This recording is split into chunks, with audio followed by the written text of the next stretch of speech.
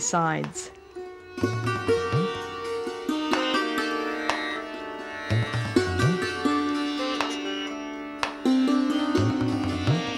These pointed arches and the Arabic calligraphy carved on them were quite new in India.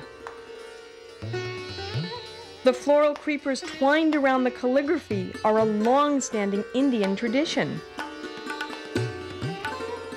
This is the very first evidence of the fusion of Hindu and Muslim aesthetics that would go on to produce such extraordinary works as the Taj Mahal.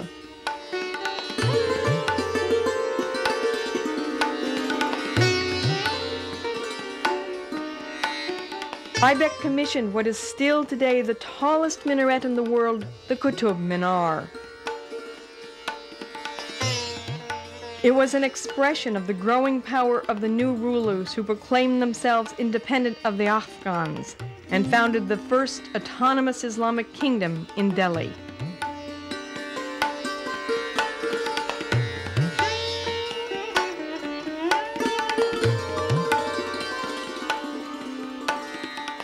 Aibak's successor introduced something else new in India, the imposing Islamic tomb.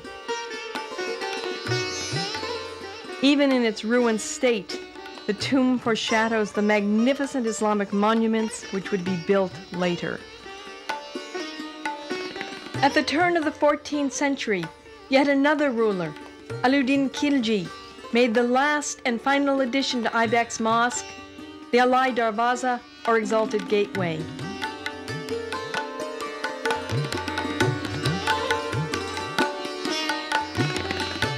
It was embellished with bands of red and white carved stone, an innovation that will be later seen again and again.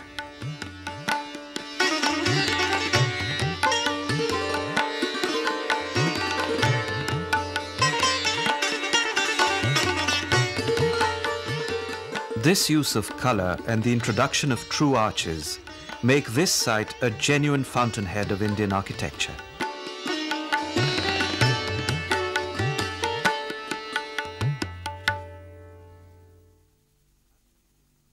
At the beginning of the 14th century, Ghiyasuddin Tughlaq seized the throne, solidifying his power by building one of the largest fortified cities on the Indian plain.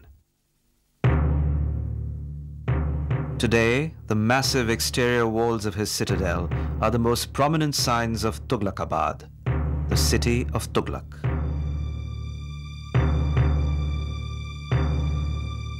The street's orderly grid, unusual for the time, may have been a product of the city's military function. Beyond the city walls lies what looks like a tiny copy of Tughlaqabad. But it is actually Tughlaq's tomb, connected to the city by a causeway.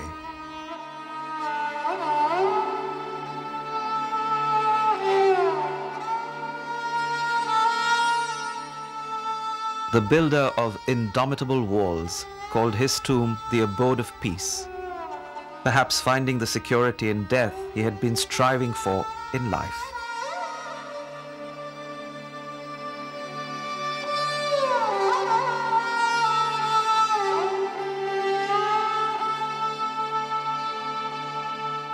Each successive Tughlaq ruler built his own city.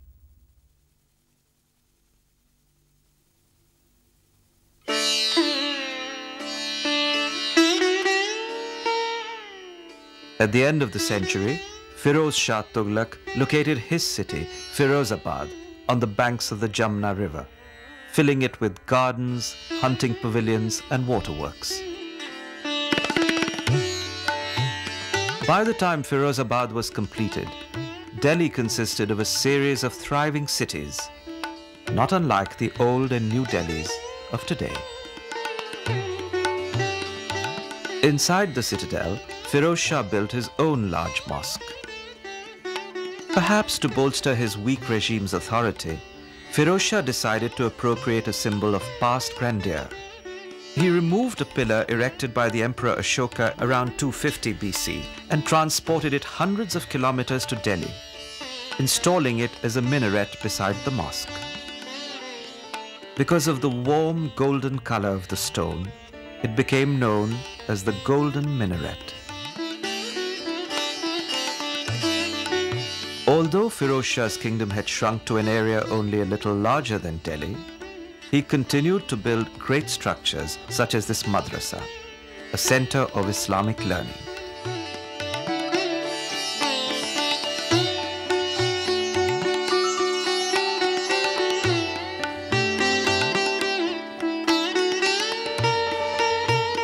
Firoz Shah must have been very fond of the madrasa at Hauz Khas, because he chose it as the site for his own tomb. It is typical of the Tughlaq rulers' tombs, but the platform in front of it is enclosed by a railing which resembles those around a Buddhist stupa or burial shrine. Once again, Firoz Shah was invoking the past to show the power of his regime.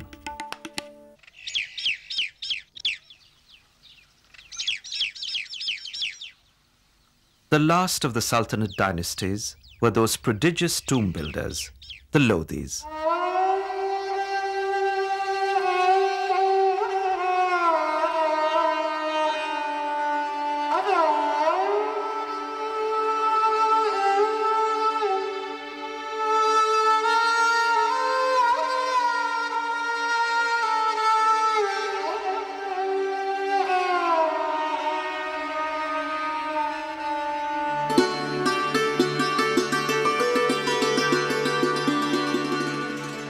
Today, the mood in this 16th century necropolis is anything but somber.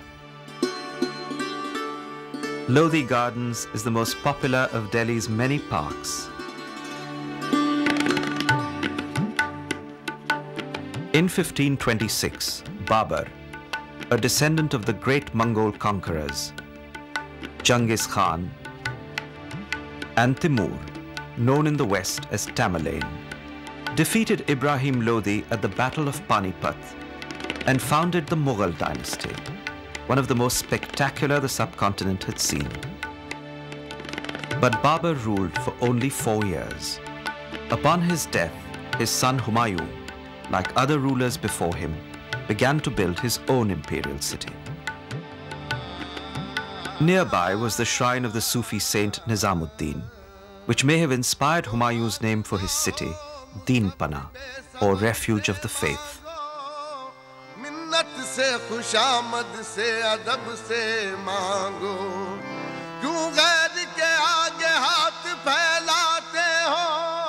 Humayun's site was also linked with Indraprastha, the legendary capital of the Pandavas described in the great epic, the Mahabharata.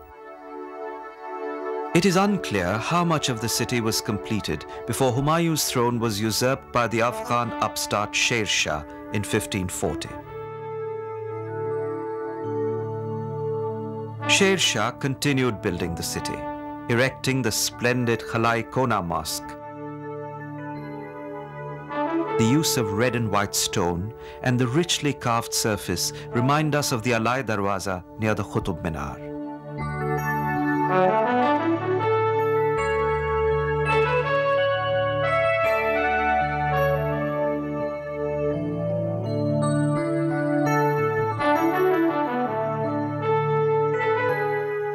A year after regaining control of his kingdom, Humayun fell down the stone steps of this lovely pavilion and died of his injuries.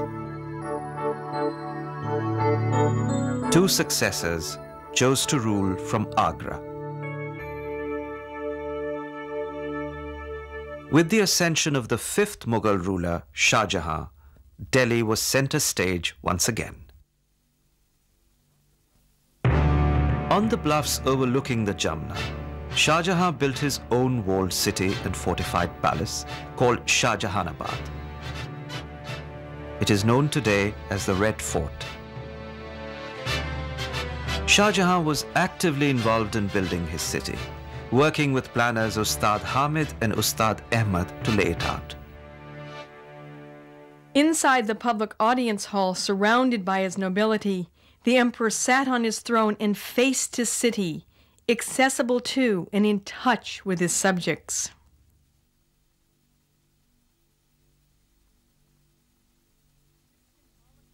This symbolic link between the ruler and his subjects reflected one of the ideals of Mughal kingship.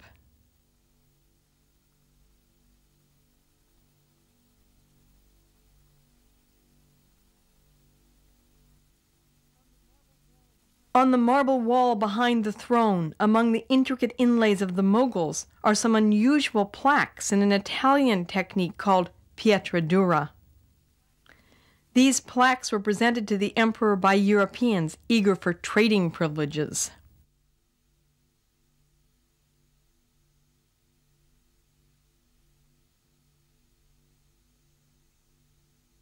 One plaque shows the Greek god Orpheus. Both European and Indian symbols of royalty and divinity have been manipulated to underscore the ruler's godlike nature.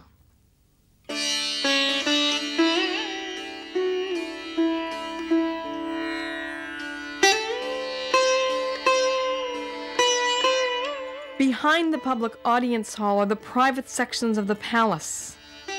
Marble, once reserved for saints, is now the privilege of royalty as well.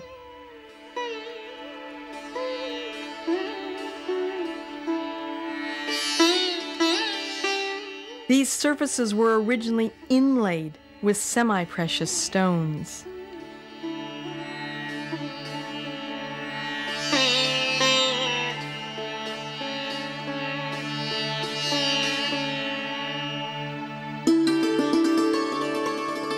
This beautiful marble lotus in the women's quarters was originally a jewel-inlaid fountain.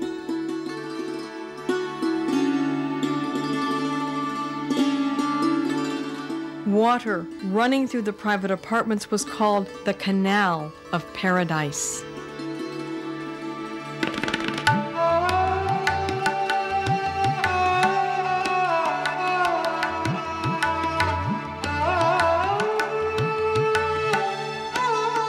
In the emperor's sleeping quarters, an exquisite scale of justice speaks of the emperor's role. Words by the poet Amir Khusro, inscribed on the wall of the private audience hall, evoke the essence of Shah Jahan's remarkable legacy. If there be a paradise on earth, it is this, and none but this. Shah Jahan's son Aurangzeb made an important contribution to the fort when he added the aptly named Moti Masjid, or Pearl Mosque.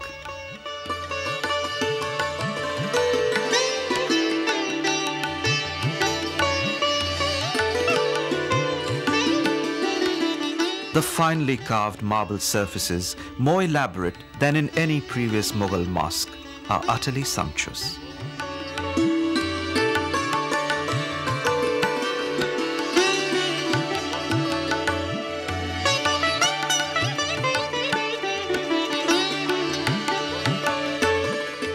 Aurangzeb also added a defensive gate to the Red Fort, obstructing Shah Jahan's original ceremonial entrance and prompting him to protest. "You have made the fort a bride and set a veil before her face."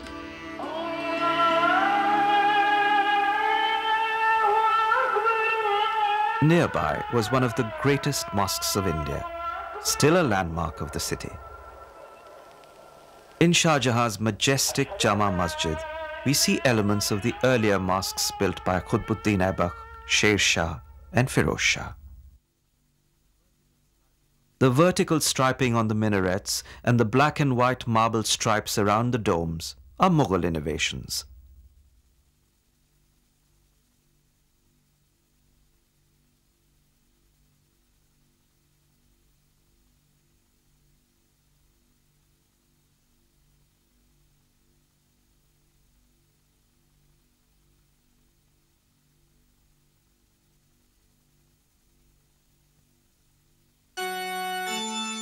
The next imperial power to occupy Delhi were the British in 1803, and English churches began to appear.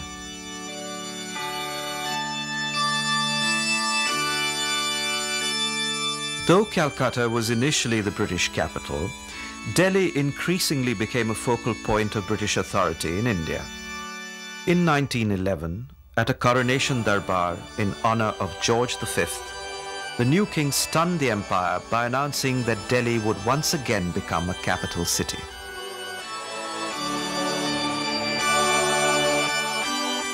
To honor its restored significance, a new building campaign was begun under the guidance of architects Herbert Baker and Edwin Lutyens.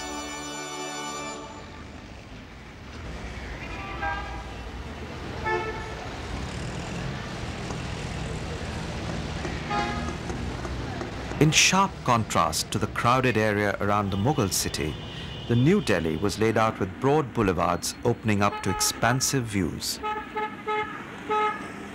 In its imperial grandeur, it resembles Paris or Washington, D.C., cities which influenced its architects.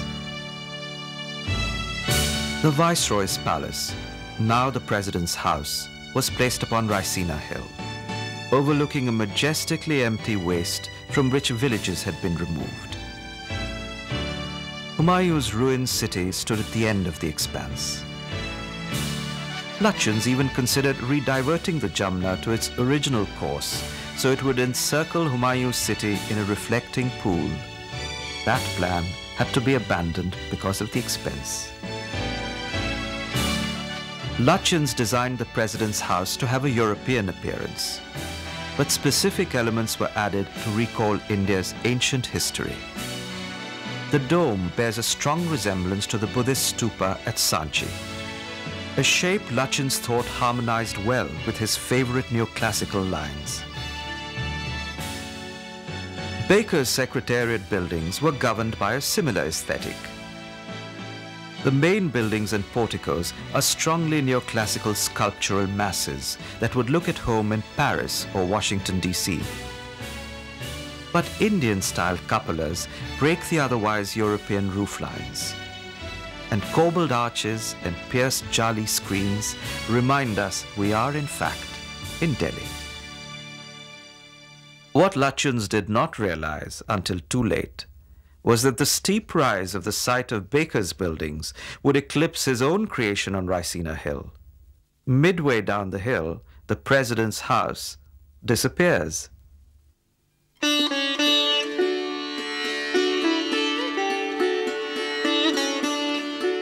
In India's most political city, it is appropriate that government buildings like Parliament House should be dominant features in the landscape.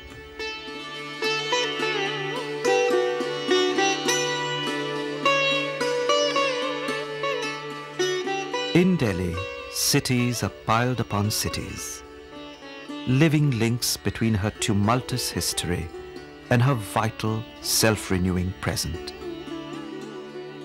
It is only fitting that she should continue to honor her past in what she creates for the future.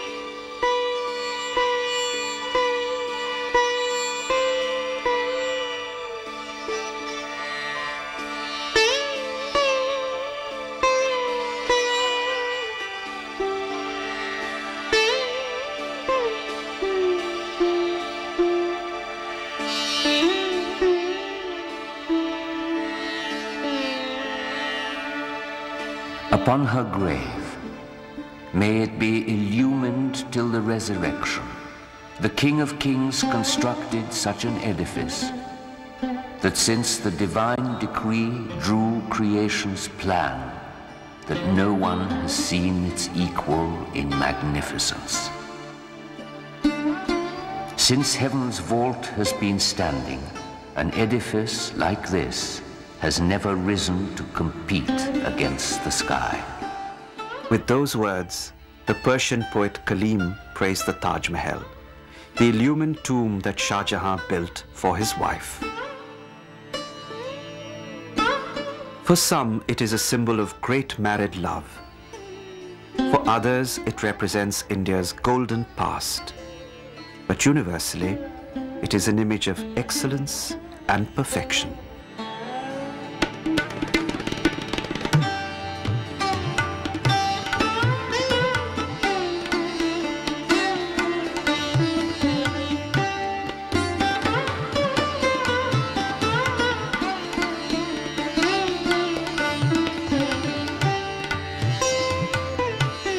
The Taj Mahal has been photographed, painted, and written about endlessly.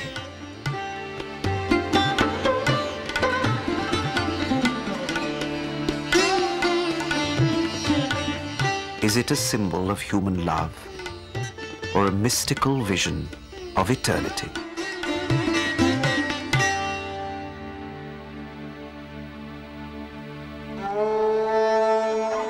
The Taj was constructed in the 17th century by a monarch of the Mughal house, the most renowned of all Islamic dynasties in India.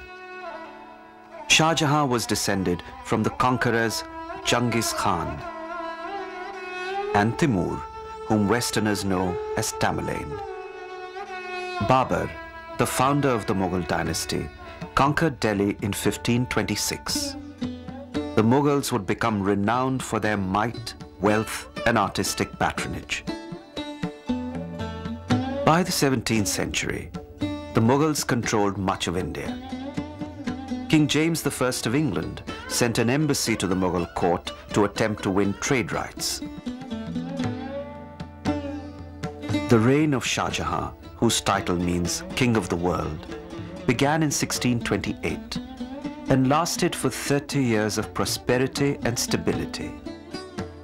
He endeavored to be seen as an aloof but ideal king. Shah Jahan and Mumtaz Mahal were wed when they were both 20 and were rarely separated in their 18 years of marriage. Mumtaz Mahal bore the emperor 14 children. 7 of them lived, and 1 became the next emperor, Aurangzeb.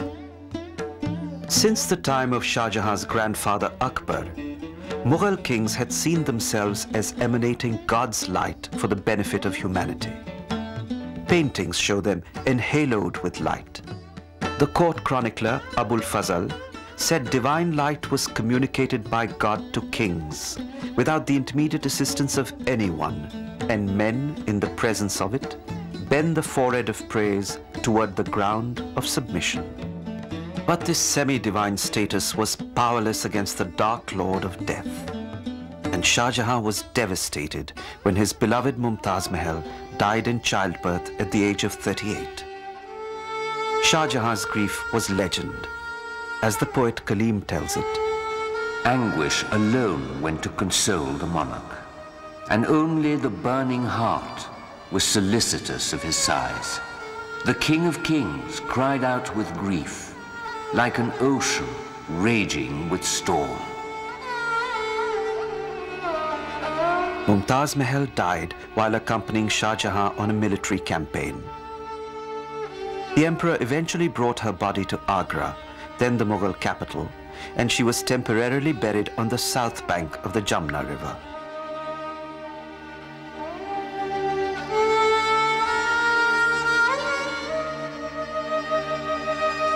The site for her tomb was to be visible from the fortified palace Shah Jahan was then building.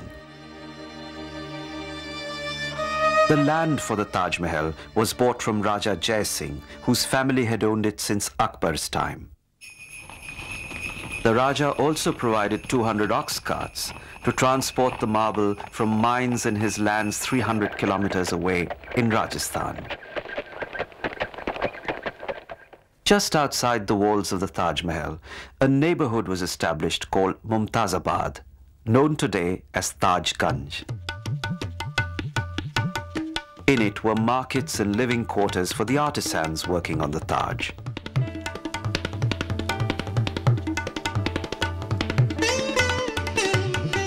Contemporary history suggests that the cost of the Taj was 5 million rupees, about 20% of Shah Jahan's building expenditure for his entire reign.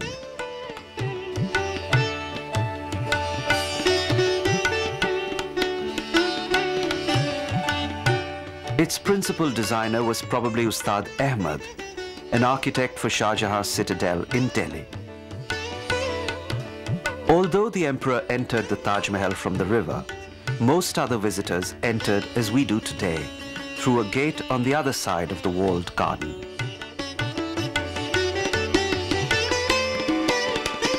The sandstone and marble entrance is 30 meters high, large enough to block our view of the Taj Mahal, so that our first sight of the tomb is dramatically framed by its arch.